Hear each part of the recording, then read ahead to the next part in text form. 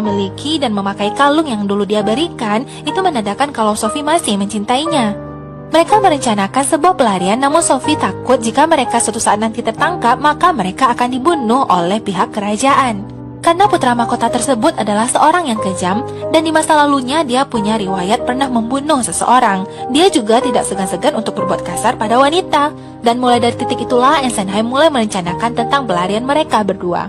Momen di hari berikutnya, Ensenheim ketika dia hendak pergi ke teater miliknya, ternyata dia melihat poster-poster dirinya yang sudah dihancurkan oleh seseorang. Yaitulah para pemimpin yang kejam seperti kerajaan ini. Ketika mereka merasa terancam, maka mereka akan mematikan usaha orang-orang yang berada di bawahnya. Ensenheim lalu dengan sigapnya dia mengambil semua uang yang berada di akun banknya. Dia juga mempersiapkan sesuatu ke dalam koper yang nantinya akan diserahkan kepada seseorang. Tanpa dia sadari, ternyata dia sedang dibuntuti oleh anak buahnya pihak kepolisian, dan diketahuilah bahwa Ensenheim menemui seseorang, yaitu Sophie. Berita tersebut lalu disampaikan oleh anak buah kepolisian kepada polisi Walter. Beliau dengan sigapnya juga pergi ke stasiun kereta api melihat apakah Sophie memang melakukan keberangkatan. Ternyata polisi Walter hanya melihat Ensenheim bersama pria tua. Lalu memang pada akhirnya polisi ini pun menceritakan semuanya tentang permaisuri memang menjalin hubungan dengan Ensenheim. Lalu pada malam harinya, Sophie yang berkuda menuju kediamannya putra mahkota. Dia ini adalah pria yang berhati dingin dan juga sedikit kasar. Sampailah terjadi perdebatan di antara mereka, dan Sophie juga mengatakan kalau sebenarnya dia tidak memiliki rasa kepada putra mahkota. Putra mahkota mengatakan kalau dirinya lah yang berhak menentukan semuanya di sini. Dia sangat tegas kepada Sophie sampai-sampai dia menampar Sophie dan membuat Sophie terkejut. Sophie yang kecewa mengatakan kalau dia ingin mengakhiri hubungan ini dan mengucapkan selamat tinggal. Bapak pengawal tua ini melihat Sophie yang berlari ke kandang kuda di mana dia menaruh kudanya tadi. Juga dia melihat putra mahkota yang menyusul dalam keadaan mabuk.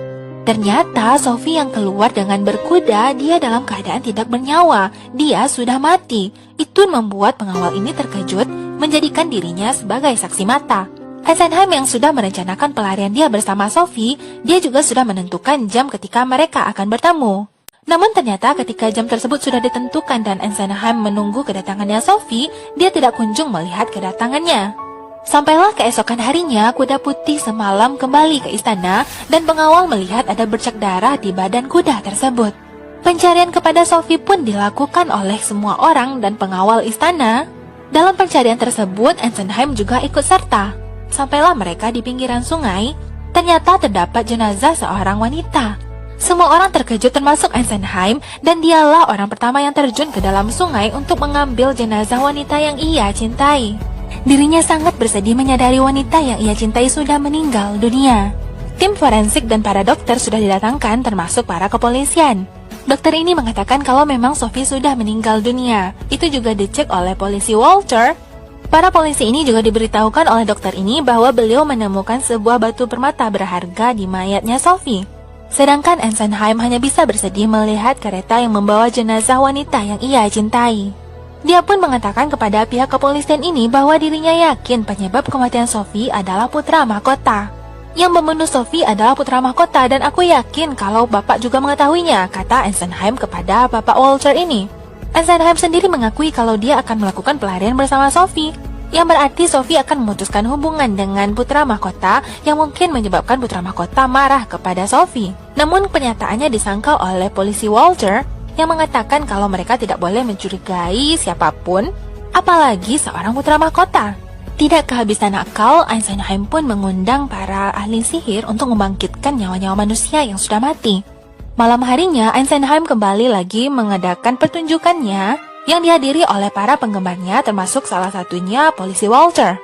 Ensenheim menggunakan kekuatannya yang juga didasari oleh sakit hatinya atas kematian kekasih yang ia cintai. Dia memunculkan arwah seseorang yang sudah mati. Para penonton tentunya terkejut dan menanyakan siapa namamu, apakah kamu adalah orang yang sudah meninggal sebelumnya, dari mana asalmu? Arwah seorang pria ini hanya bisa memberitahukan namanya. Ketika dia ditanyakan pertanyaan yang lain, dia tidak menjawabnya, lalu dia pun dibuat menghilang oleh Ensenheim. Para penonton dibuat geger dengan pertunjukan kali itu. Dan ketika mereka keluar, mereka berbondong-bondong pergi ke arah pintu belakang panggung untuk bertemu langsung dengan Ensenheim. Ensenheim pun semakin memiliki banyak penggemar karena dirinya bisa menghubungkan dunia kematian dan dunia manusia. Setiap malam pertunjukannya dia mendatangkan arwah-arwah yang berbeda.